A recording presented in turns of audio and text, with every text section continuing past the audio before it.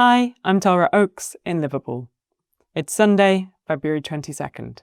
Today, Secret Service agents kill a man seen at the perimeter of Mar-a-Lago. A major storm triggers blizzard warnings along the east coast.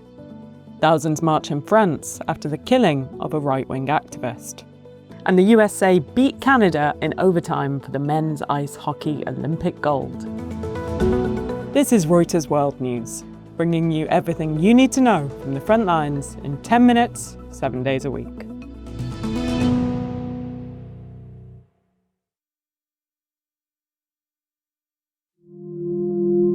Secret Service agents say they have shot and killed a man trying to breach a secure perimeter at US President Donald Trump's Mar-a-Lago resort in Florida. Agents say they spotted the man at the North Gate around 1:30 a.m. EST, carrying what looked like a shotgun and a fuel can. The suspect's intentions at the resort are unclear. The White House did not immediately respond to a request for comment. Trump is currently in Washington. It was an Olympics final worth the wait. After a nail-bitingly close game, the United States has defeated Canada 2-1 in overtime to win the gold medal in men's ice hockey. It's the third time the men's team have got the Olympic gold medal, but their first since 1980. The US women's ice hockey team also won the gold with a matching 2-1 win over Canada. The men's game brings this year's Winter Olympics to a close, with a closing ceremony celebrating Italian culture expected later in the evening. Now to the US East Coast, where blizzard warnings are up for New York City and parts of New Jersey and Connecticut as a major storm moves in, with up to 18 inches of snow expected through Monday. It's the first blizzard warning in New York City since 2017. Head to Reuters.com and the Reuters app for more as the storm hits. And stay tuned for some surprising data about how this US winter compares to other years. Students at several universities in Iran have started the new semester with protests, some turning into clashes with pro-government groups. One video purportedly shows rows of marchers at Tehran Sharif University of Technology condemning Supreme Leader Ayatollah Ali Khamenei as a, quote, murderous leader.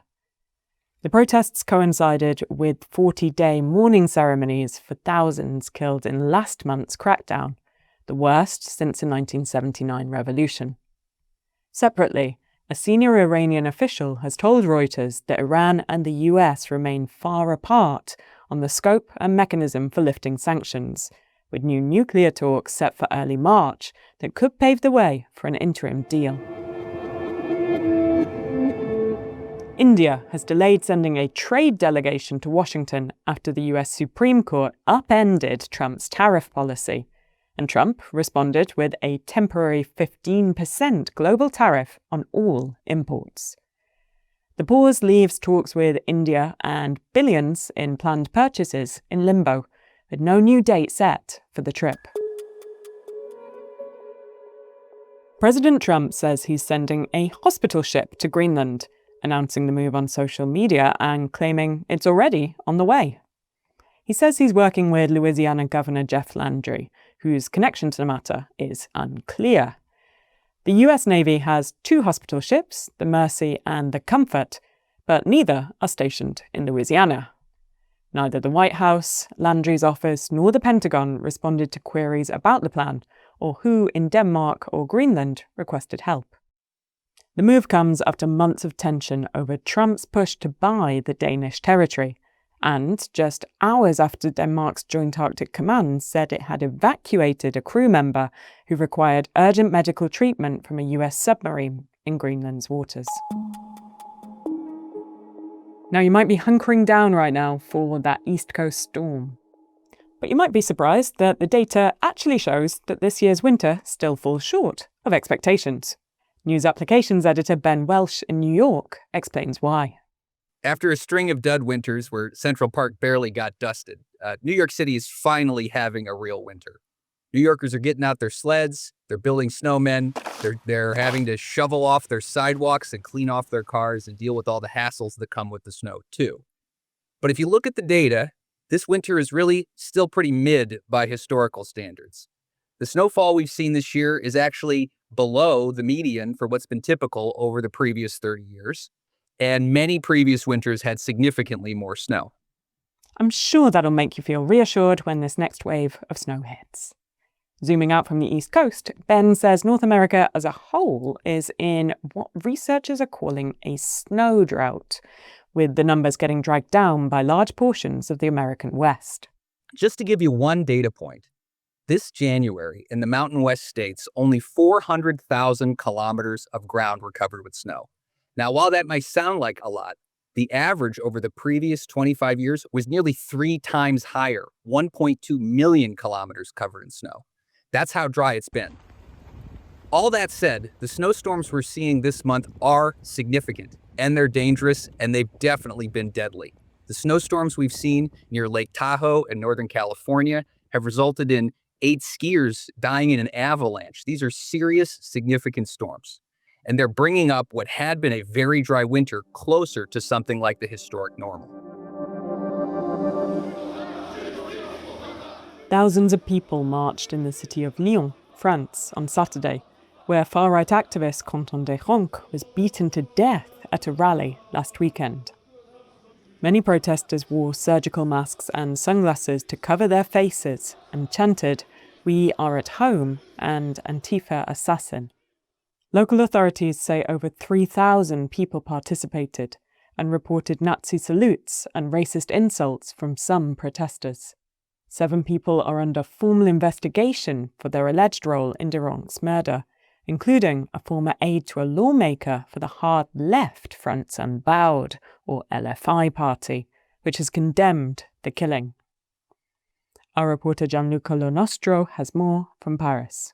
This individual in particular is called Jacques-Élie Favreau. He was an assistant to a lawmaker from the hard-left France Unbowed party. And so far, several suspects have been accused of direct participation in the beating, but particularly the involvement of the former assistant to the lawmaker has stirred tensions quite a bit. The far-right party, the National Rally, has urged supporters to avoid rallies for fear of unrest. But Gianluca says the incident has still intensified polarization between left and right. This incident has given the far-right National Rally an opening to cast itself as a victim of deadly extremist violence. We've seen the National Rally party leader, Jordan Bardella, accusing political opponents of enabling LFI. But at the same time, the National Rally do not want to be seen anymore as a militant political force in the country, but perhaps as a more reliable option. There have been comparisons to Charlie Kirk, who died in the United States last year. Italy's Prime Minister Giorgia Meloni called the killing a wound for all of Europe. She's not speaking only as Italy's Prime Minister, but she's also one of the closest European leaders to Donald Trump. Posting on social media on Friday, a top State Department official called Deranque's killing an act of political violence, saying the department would, quote, continue to watch this case. Deranque's death was the first allegedly carried out by hard-left individuals since 2022, according to newspaper Le Monde. Reuters has reported at least 5 killings allegedly carried out by far-right individuals in the same period, including one investigated as terrorism.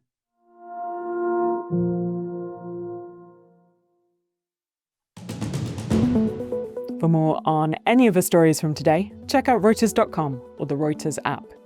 Don't forget to follow us on your favourite podcast player. If you're listening on a smart speaker, just ask for the latest news from Reuters 7 days a week. We'll be back tomorrow with our daily headline show.